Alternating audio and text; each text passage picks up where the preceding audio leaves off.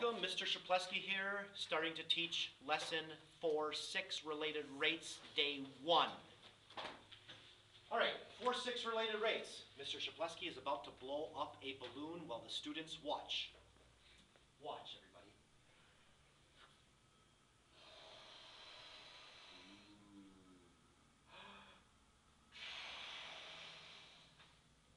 Okay, now listen in while I talk to the people at home. Mr. Czaplewski is now explaining to everybody that as he blew up the balloon, he was trying to blow as consistently as possible, so the increase in the volume, the air in the balloon, was just a consistent change. Now I'm going to blow up the balloon again. I'd like you to watch the radius of the balloon change. Here we go, radius. And I would not stop and take breaths. I would hook this up to a machine that would blow consistently. Start, radius, new radius. Went from here to here. Okay, did you see that change? Change in radius. New radius.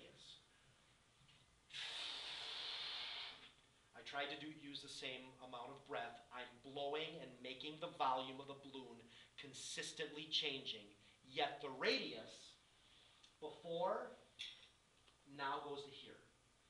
So if you look at that, its first radius went from here to here, and then the second time went from here to here.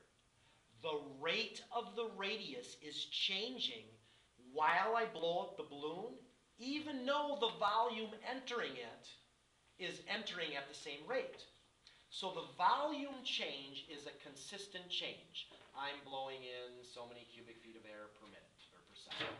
However, the radius is going fast, and starts to slow its rate of change. Watch again the radius you're focusing in on.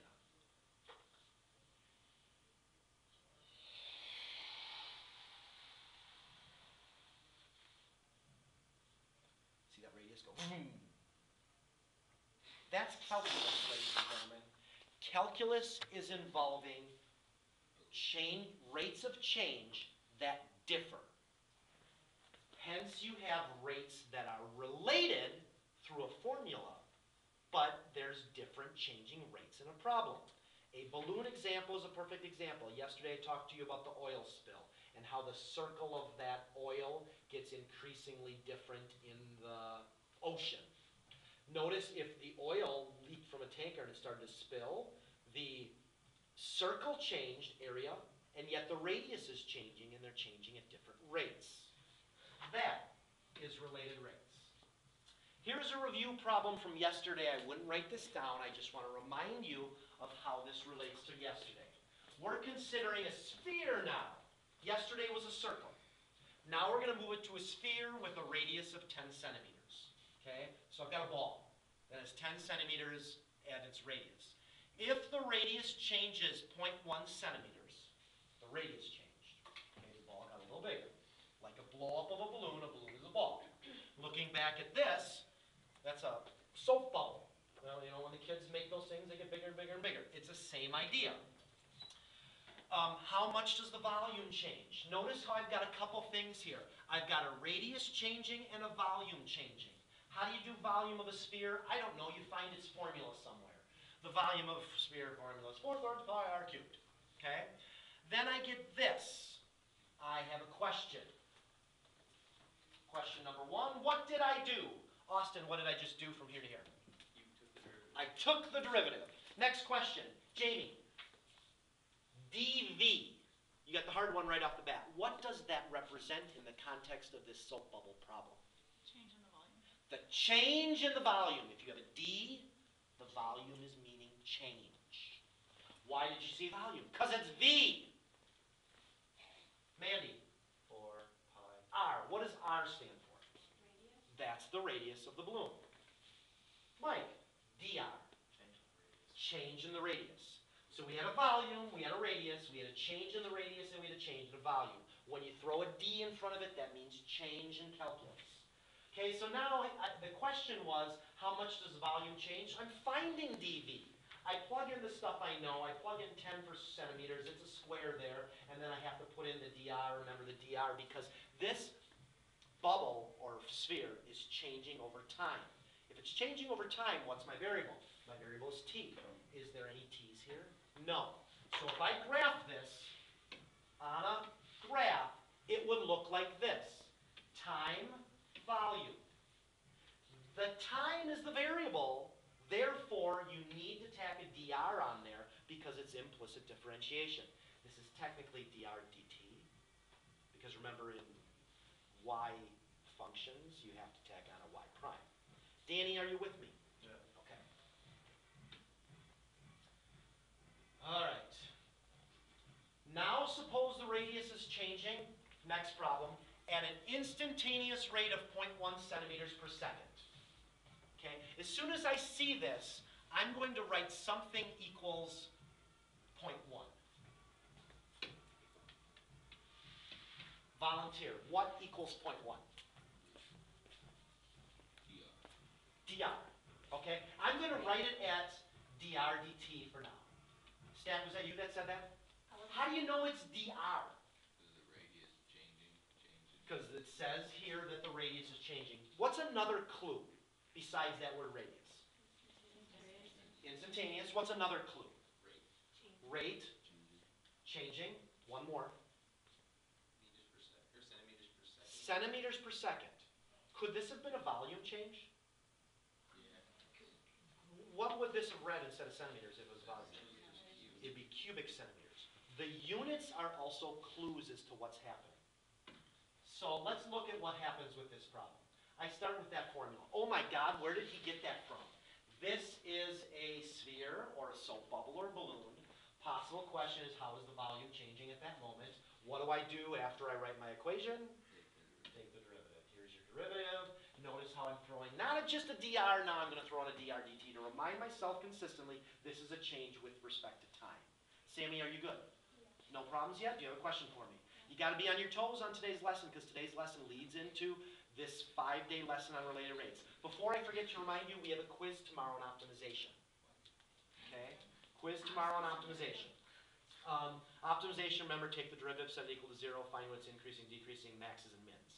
You had a whole bunch of worksheets on that. I just gave you a worksheet worth 15 points the other day, and we went over it. So it's questions like that. And hopefully it's not too tough. Plug in your numbers. Solve. Okay? Same kind of thing, same kind of deal, just as the last question. Any questions so far? Just an observation for you. Let's do some now from scratch. Water tank problem. Go ahead, Austin. Why was that one an exact answer instead of? That's an exact answer because my differential now is changing with respect to time. So that kind of alludes to the fact that it's exactly has a perfect rate, so the answers end up to be exact. Okay, it's just kind of weird that way. That's kind of the difference when you move from a differential, which is a change, and you're kind of subtracting that. And if you watch that video, that kind of makes sense from the other day because it's hard to explain, but I just didn't have enough time to get into that detail on that. All right, here we go. Water is draining from a cylindrical tank at 3 liters per second. How fast is the surface dropping? I underlined 2 things. When you do a related rates problem, they're going to be a story problems. Mr. Czaplewski, I can't do story problems. Yes, you can. These are not that bad, but you have to work at them. First thing you're going to do when you get this on the AP exams, you're going to underline some key things. Numbers are key things. Units are key things. Looking for the word rate is a key thing. Okay? So now I've got this whole thing right there. I underlined it in red. I need some more help. Sammy, that 3 liters per second, what might that be? Something equals 3. What?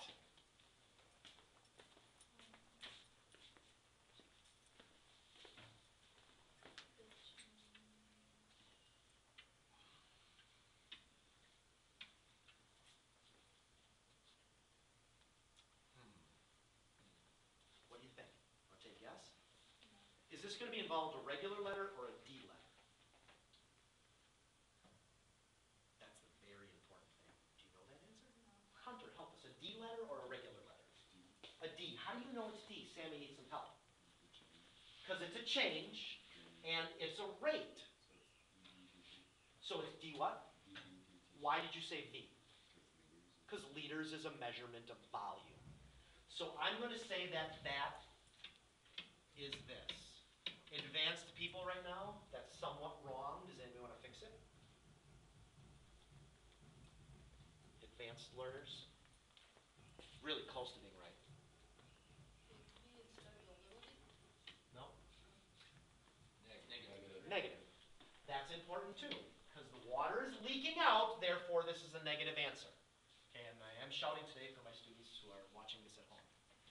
How fast is the surface dropping? Now you're going to have to start getting used to those questions. That is the question in green. Anytime I see a related rates question, I put a question mark. What am I trying to find? R, H, V, dr, dh, what? Any volunteers for the question?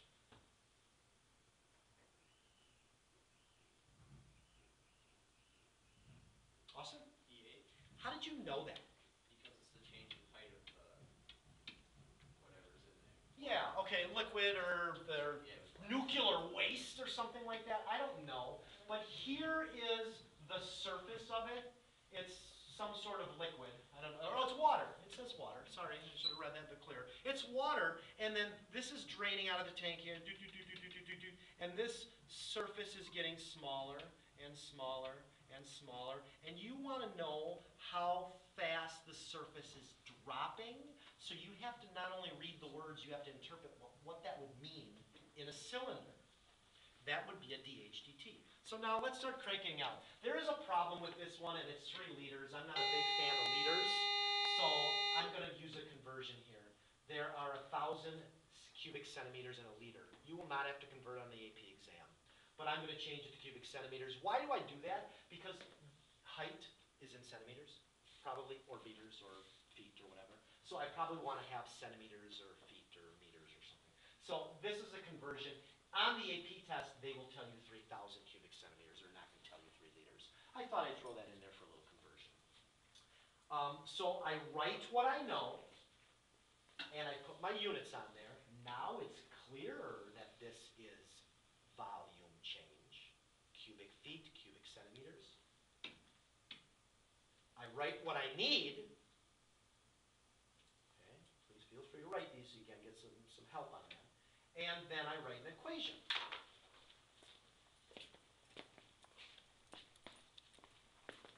Now, where did that come from? Volume of cylinder. I am right now handing out formulas that I feel you need for related rates.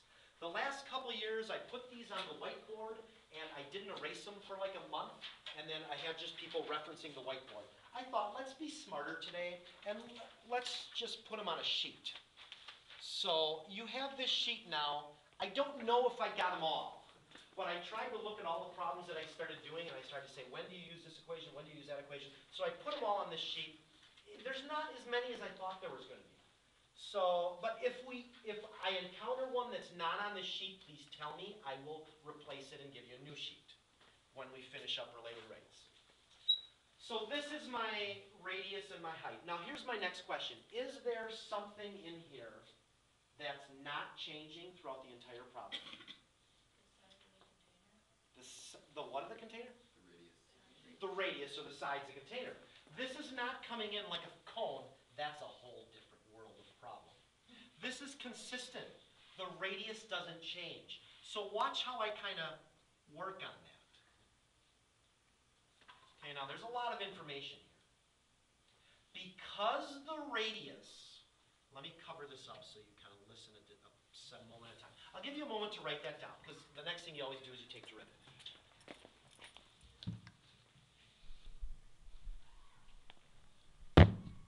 Got a question for you. I went from here to here. There's a product here. Why didn't I use product rule?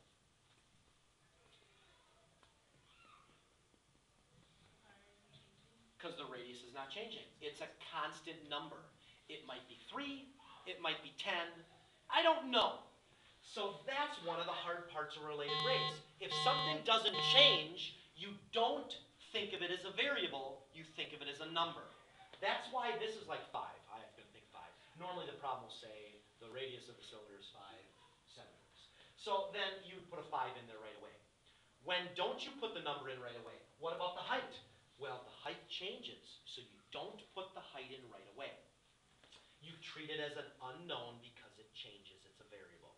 The height's changing, you throw the dHdt on there. So, you know, this pi r squared, if r is 5, for example, let's pretend it's 5. That would be like 25 pi times h. How do you take the derivative of that? You multiply 1 times 25 pi, you get 25 pi.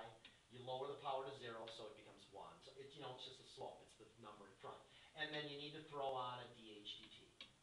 That's how I get this. Now, I don't know what radius is, so that doesn't change. Then, how fast is the surface dropping? You solve for your unknown. Here's your dHdt. So all you do is you plug in any numbers you know. 3,000 goes in for that. Why does 3,000 go in for that? Because that's what you knew, and it's negative 3,000. You don't really know what r squared is, so you just divide by pi r squared and you're done. In the real problems, you'll know the r. Are there any questions? That's all it is. That's it. So what do you think so far? Is this not that bad? Not too bad. There are some reading and interpreting of a real-life model that happens here.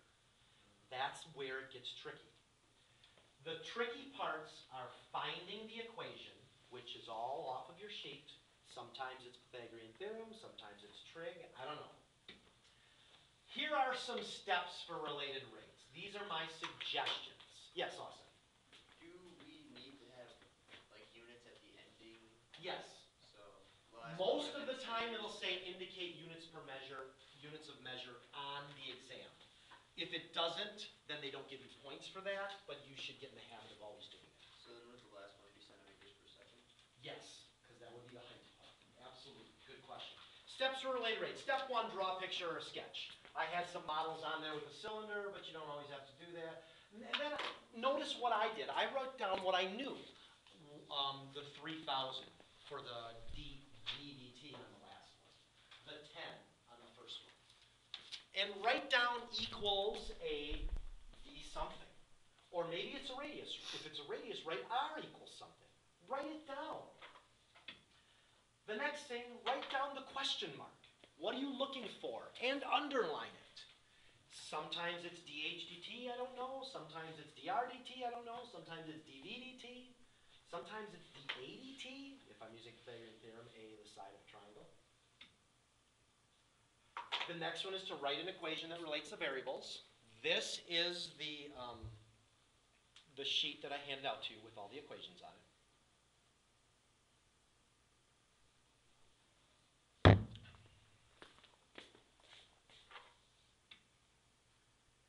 Take the derivative. You can write those words if you want. Differentiate both sides with respect to t. I put with respect to t because time is a variable. You always need a d something. Go ahead, Mr. Mulvey. Are these, they don't have to memorize these, do they? Good question. The things that are on the sheet, if it's volume of a cone, if it's volume of a cylinder, it's a volume of a sphere, no. They need to know Pythagorean theorem, they need to know area of a circle, they need to know circumference of a circle. Some simple ones they need to know, but if it's a sphere, don't give it to them, or a cone. Okay, after you differentiate both sides, you're going to evaluate. Now, evaluate is a lot easier than it sounds. Oh, evaluate, big deal. It's solve for the missing thing, but that's where the trick comes in sometimes. Okay, moving on. Everybody with me? Hot air balloon problem. Dun, dun, dun. Some of these problems are very famous. When you ask people about calculus and you say, do you remember the hot air balloon problems? They may not remember anything about calculus, but they remember the ladder problems, they remember the hot air balloon problems, because every book has them. I've given you information. I'm giving you a theta. And I've given you a d theta dt. This isn't words, this is just some things you know. And I've given you a picture. This might be the story of this problem. A hot air balloon is rising vertically. It can't be drifting here, or else that makes this problem a lot harder. It's rising vertically. There is no wind taking it east or west or whatever. It's just going straight up off the ground. When the angle is pi over 4, do you know how many degrees pi over 4 is? Thank you. 45 degrees. When you have a 45-degree angle and you're looking up at the balloon, I wonder how fast it's rising away from the Earth. That's the question. Okay, so now instead of 45 degrees, we like everything in radians, so we're going to convert that to this. Next question, I'm picking on somebody. What on earth does that mean? They give it to you, but what the heck is it? Katie, Derivative of theta with respect to. but what does that mean? No idea. What does the D mean? Change. What does the theta mean? Angle. Change in angle. That's it. Now, what is radians? Remember radians, 2 pi radians is a distance around a circle. That's a length. A radian is a length. So this theta, d theta dt, is how much this is, increasing. Sometimes it could be in degrees, but in this case, it's a length of that angle changing, because radian is a measure of That time. only go up to 90. Yeah, it will, and it really will never hit 90 because of a limit here. You could keep looking at that balloon, and even when it gets, hundreds of miles above the ground, first of all, it'll probably disappear. But second of all, you'll probably be looking at it, look like it's right above you because it doesn't really matter, but it really wouldn't. So it would approach 90, but it would never get